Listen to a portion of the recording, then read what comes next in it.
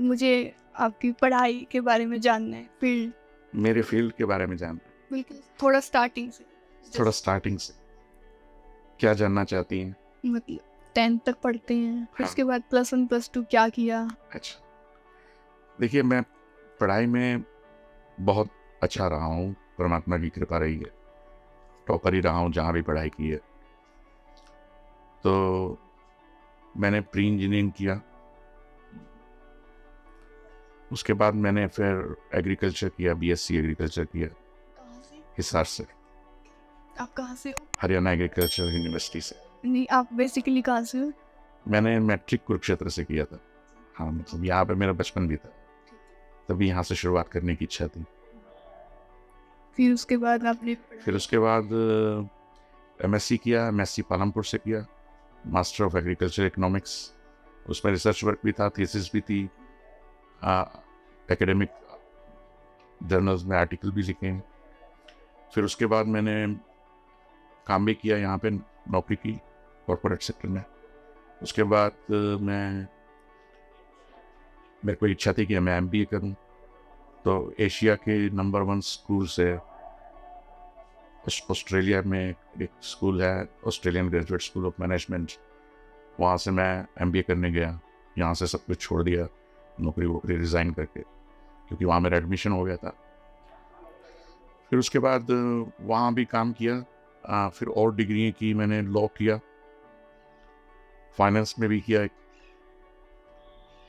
और भी पढ़ाइयाँ की। लो कहाँ से किया? ऑस्ट्रेलिया से। फिर उसके बाद मैंने लेक्चरिंग भी की, पढ़ाया भी यूनिवर्सिटीज़ में, कई यूनिवर्सिटियों में ऑस्ट्रेलिया की पढ़ाया है, तो एकेडमिक करियर रहा। फिर अपनी लॉ फर्म भी शुरू की, खूब नाम भी कमाया, मतलब पैसा भी कमाया, नाम भी कमाया। Out of country?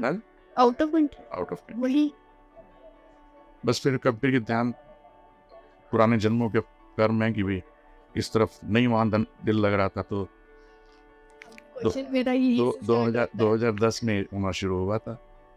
काफ़ी कुछ लिखा, काफ़ी लोग फॉलोवर्स भी बने, 4.5 लाख 5 लाख लोग, लगभग 45 देशों में।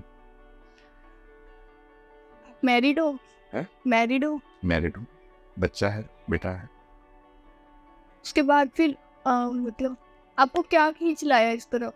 वही मैं बोल रहा हूँ कि मतलब ऐसा होने लगा था कि रात को जैसे उठ गए, हाँ सब लोग सो रहे हैं, और मैं जाके अपने पूरा एक मेडिटेशन रूम बनाया था, उस तरह का माहौल भी बनाया था, वहाँ पे सुविधाएं सारी थी, तो जाके बैठ जाना, रात को 2 बजे चले गए, उठ के कोई नहीं देख रहा, चुपचाप, और उनके उठने से पहले फिर आके सो गए कि उनको पता नहीं लगे, डिस्टर्ब नहीं हो, लेकिन अंदर ही अंदर कुछ चल रहा था। कई बार ऐसा भी हुआ कि मैं ऑस्ट्रेलिया में जंगल में निकल गया अकेले 15 दिन के लिए, महीने के लिए, और उनसे पूछ के, ऐसे नहीं, पूछ के कि मेरे को अब 1 महीने के लिए छुट्टी चाहिए, तो वो छोड़ के आते थे, मेरे को गाड़ी में छोड़ के आ गए।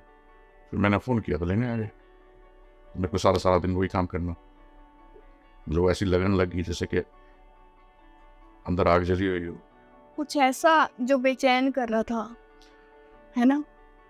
मतलब बाहर की जो मटेरियलिस्टिक वर्ड है ना, बेचैन शब्द शायद ठीक नहीं है, बेचैनी नहीं थी, कोई खींच रहा हो जैसे ना। कुछ खींच रहा है लेकिन किसी भी चीज में इंटरेस्ट नहीं लग रहा है। हाँ, और ये हो गया था कि जो चीजें हैं ना, उनका असली मतलब समझ आने लग गया था कि सब कुछ नकली है। मतलब एक भाव ऐसा आ गया था कि सब कुछ यहीं रह जाना है, कितना भी कुछ कर लो, सब कुछ टेम्परेरी है। किसी भी चीज में आनंद नहीं आ रहा है ना। हाँ, वो होता है ना, जैसे खुशी, नकली खुशी मिल रही है। नहीं, वो जैसे आप रेस्टोरेंट में गए, खाना खाया है, तो मन में भाव की भी अच्छा था, पर मतलब टेम्परेरी था, थोड़े समय, कोई चीज़ परमानेंट नहीं थी, जैसे परमानेंट नहीं थी कोई चीज़। मैं बोलता हूँ कि लोग बोलते हैं ज्ञान चाहिए, और मेरा मानना ये है अपने अनुभव से कि आपको कोई ज्ञान नहीं दे सकता।